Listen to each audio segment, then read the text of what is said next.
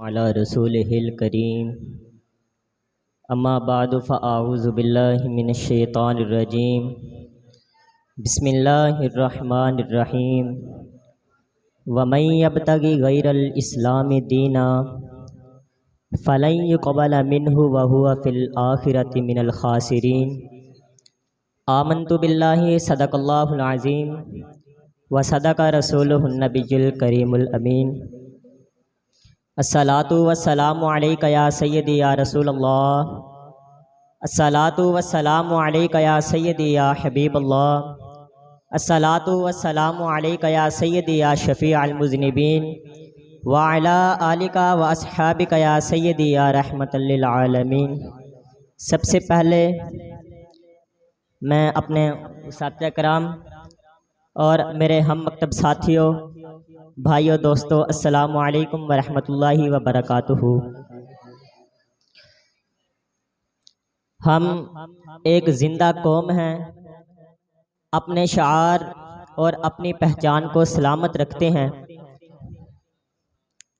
किसी तरह मिसाल के तौर पर अगर एक शख्स का ज़हनी तवाज़ुन बिगड़ जाए तो वो ये भूल जाता है कि मैं कौन हूँ, किस मकसद के लिए यहाँ आया था। इल्लामा इकबाल रहमतुल्लाह अलैह ने फरमाया था कि कौम की तारीख़ कौम का हाफिज़ा होती है। अगर कौम अपनी तारीख़ को भूल जाए, समझ लो वो अपने हाफिज़े को खो बैठती है।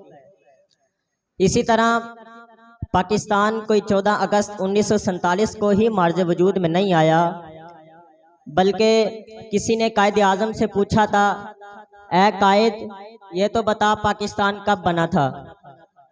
तो मेरे कायद ने कहा था कि पाकिस्तान उस वक्त बन गया था जब बर्रे सगीर में पहले मुसलमान ने कदम रखा था।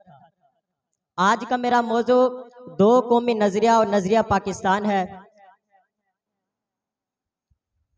तो कायद ने कहा था कि पाकिस्तान तो उसी दिन बन गया था जब बर्रे सगीर में पहले मुसलमान ने कदम रखा था।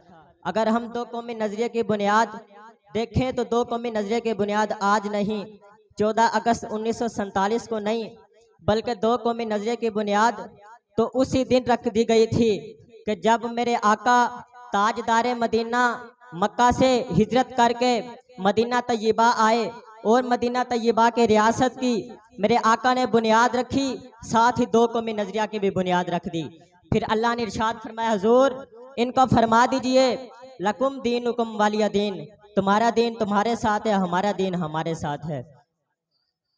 पाकिस्तान की बुनियाद अगर हम बर्रे सगीर में देखें तो पाकिस्तान की बुनियाद बर्रे सगीर में जब मुगल शहनशाह अकबर के दौर में जब कलमा तय्यबा ला इलाहा इल्लल्लाह के बाद मोहम्मद रसूलुल्लाह की जगह, जब मोहम्मद रसूलुल्लाह की जगह अकबर खलीफतुल्लाह दाखिल कर दिया गया, जब मस्जिदें शहीद कर दी गई, जब दीनी मदारस मुसम्मार कर दिए गए, जब दाढ़ियाँ मुंडवा दी गई, जब दीनी इस्लाम शायर का मजाक उड़ाया जाने लगा, जब औरतों को पर्दे पर पाबंदी लगा दी गई, उस वक्त दो कौमी नजरिया की बुनियाद रखने के लिए बर्रे सगीर में अल्लाह के वली हज़रत मुजद्दद अलवी सानी आए। उन्होंने मुजद्दद अलवी सानी ने आकर बर्रे सगीर में जब दो कौमी नजरिए की बुनियाद रखी, आपने फरमाया ना ना, हिंदू मुसलमान अलग अलग कौमें हैं। जिस तरह ये दो तलवारें एक म्यान में नहीं रह सकती, हिंदू और मुसलमान एक कौम एक मुल्क में नहीं रह सकते, ये दो कौमें हैं। फिर आपने ये उनको कहा कि ना ना, अपना वतन अलग किया जाए। फिर जब हम देखें कि पाकिस्तान हमें मिला वलियों के सदके, किसी को ख्याल आए कि वलियों का जिक्र पाकिस्तान की आज़ादी में कहाँ आ गया। मैंने कहा पाकिस्तान जब बना था वलियों के सदके हमें मिला था। वो कैसे? जब गाजी इल्म दीन को कब्र में उतारने के बाद इल्लामा इकबाल ने कहा था, ऐ गाजी नबी के बारगाह में जाना मेरा सलाम अर्ज करना और कहना हुजूर हिंदुस्तान में मुसलमानों पर बड़े जुल्म सितम हो रहे हैं, मुसलमान बड़े परेशान हैं। हुजूर करम फरमाकर मेहरबानी फरमाकर उम्मत मुसलमान को पाकिस्तान अता कर दिया जाए। हुजूर के ये गाजी अल्मदीन की सिफारिश से हमें पाकिस्तान मिला। फिर पाकिस्तान जब टूटने लगा, जब अंग्रेजों के साजिशों से पाकिस्तान को खत्म किया जाने लगा, उस वक्त अल्लाह के वली आ गए, आलिम मुबल्लिग आ गए। कभी पीर सैयद जमात अली शाह साहब आ गए, कभी पीर सैयद कफायत अली शाह साहब आ गए, कभी कौन से सैयद आ गए, कभी कौन से सैयद आ गए, कभी अल्लामा फजल हक खैर आबादी आ गए। आज हम 14 अगस्त 1947 को हर तरफ गाने, हर तरफ आजादी, वजह पूछो हमें आजादी मिल गई। 14 अगस्त को लड़कियां और लड़के इकट्ठे जश्न मनाते हैं, वजह पूछो आजादी मिल गई।